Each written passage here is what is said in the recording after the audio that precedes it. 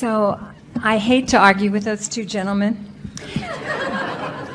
but Noam Chomsky was a structural linguist. And his greatest contribution was his understanding of how the human mind acquires language. And he certainly has made a contribution in the political arena, but he made this amazing contribution in his trying to understand how we learn language. He would never say learning, how we acquire language that changed generations of people's opportunities. And so I think that's pretty amazing. Language in and of itself is an interesting thing, because there is, it's interesting how this name has come up 3 times and 3 rather different perspectives, defining it 3 very different ways. And you should hear what he's saying now.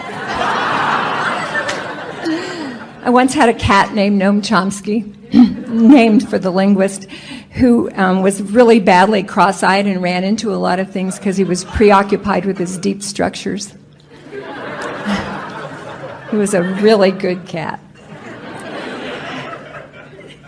So this wonderful opportunity has presented itself in my life, and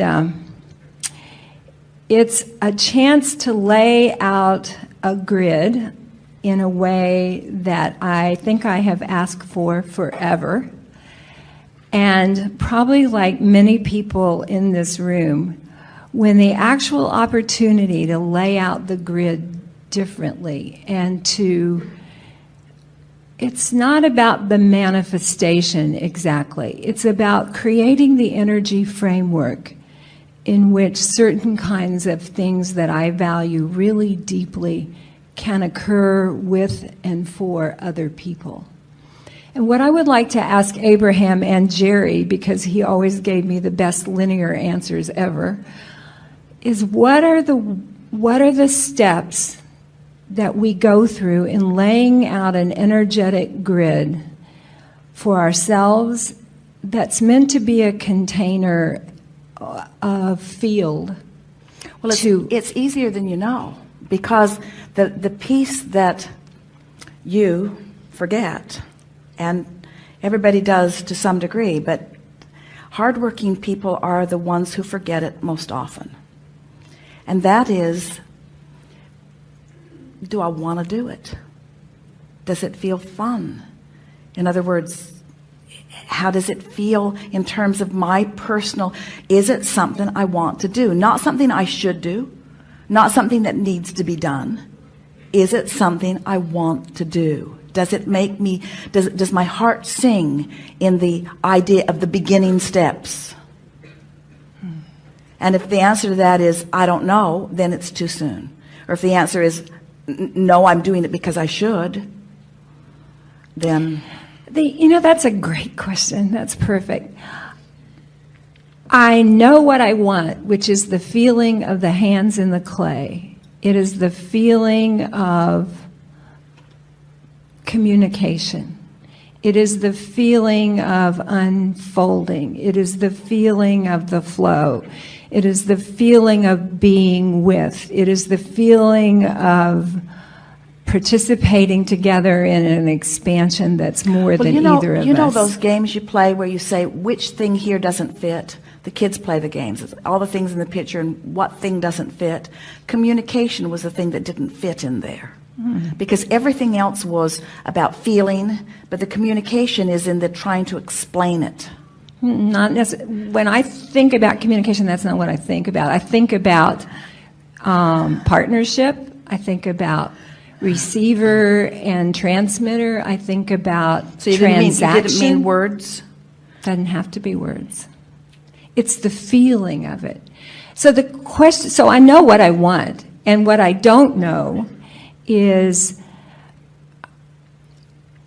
can I intentionally do work? I don't have another word for this. Can I take this opportunity and turn it into the things that I just am clear I want? Will this opportunity turn into what I want?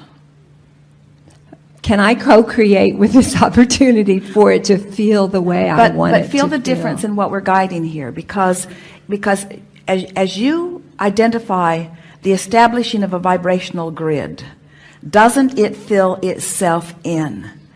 Do you have to turn it into something? And if you have the feeling that you're going to have to do some of the turning it into something, then your grid isn't where you think it is or where you want it to be quite yet. That's okay. So this is the question about the grid. Is that... You understand what we're saying about the grid? In other words, it's the grid, it's that get it going general, going general, going general. The grid is knowing how I want to feel.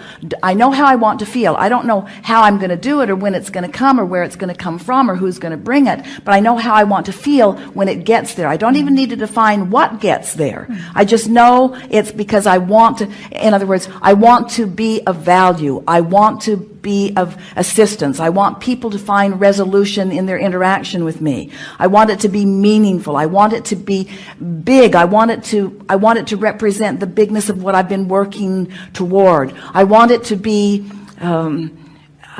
understood. I want it to be well received. I want it to feel comfortable as that unfolds.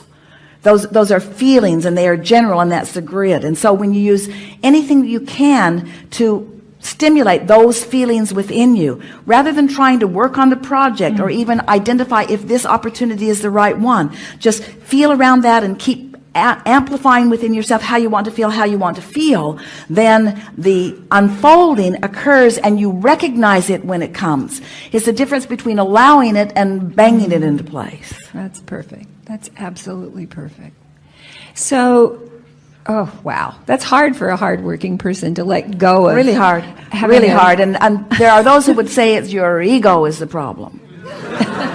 But we're talking about your focus being, but it's this is the subtle difference that we're all reaching to define. And it's that if you believe that you are a creator and that the way you create is by achieving a vibration that law of attraction responds to, then shouldn't every effort that you offer, hardworking person that you are, or shouldn't the majority of the effort that you offer be about producing the emotion or the feeling and trusting that the rest will fill in, because it will. This is the cart before the horse, or the horse before the cart thing that we talk about with most people. Most people say, I want to feel a certain way, and I think that avenue will get me there. So they focus on that avenue, and then they get sidetracked. Where if they would focus on how they want to feel, a myriad of avenues would show themselves to them to get there. There is not an opportunity.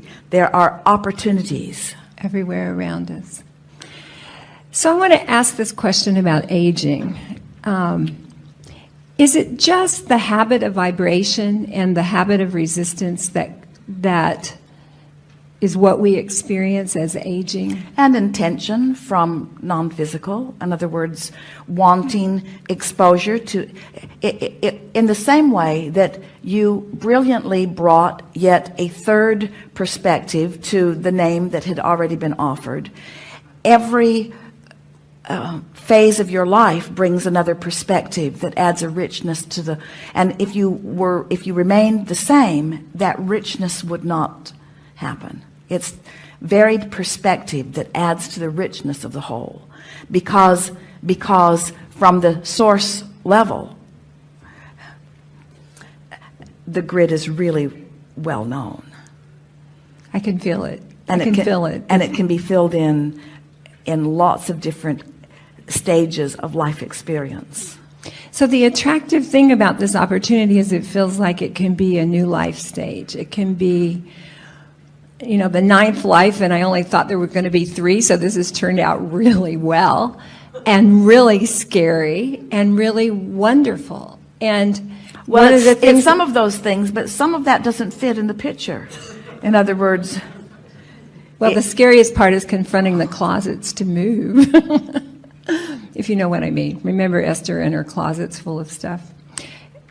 It doesn't feel, it has the feeling of excitement that I take as an indicator of, yeah, it's a good thing to do. It has the feeling of openness. Well, we have said to people at less evolved places in the creative discussion. Play it out in your mind both ways and see which feels better. Make a decision to do it and live with that for 2 or 3 days and see how it feels. Make a decision not to do it and play it out for 3 or 4 days. But that was before we had the profound discussion about the vibrational emotional grid. In other words, you have enough knowledge about how you want to feel and why you want to feel the way you want to feel, that if you will just sit tight for a little while, the answer will express itself to you in undeniable terms. And anytime you feel like you need to figure it out, you're pushing something, and what you're always pushing, you're pushing the action part, the deciding part, rather than ramping up or shoring up the vibrational part. So we're not talking about a long period of time. We're just saying focus upon how you want to feel and why you want to feel that way. What are the best feeling parts of it, and just live with them and practice them and resonate with them and get them dominant in your vibration, and then watch the universe fill in the details that in their absence make you feel afraid. In their presence you will feel sure and determined. That's perfect. It is. Yeah. So I think about Jerry all the time. He was a really important person in my life.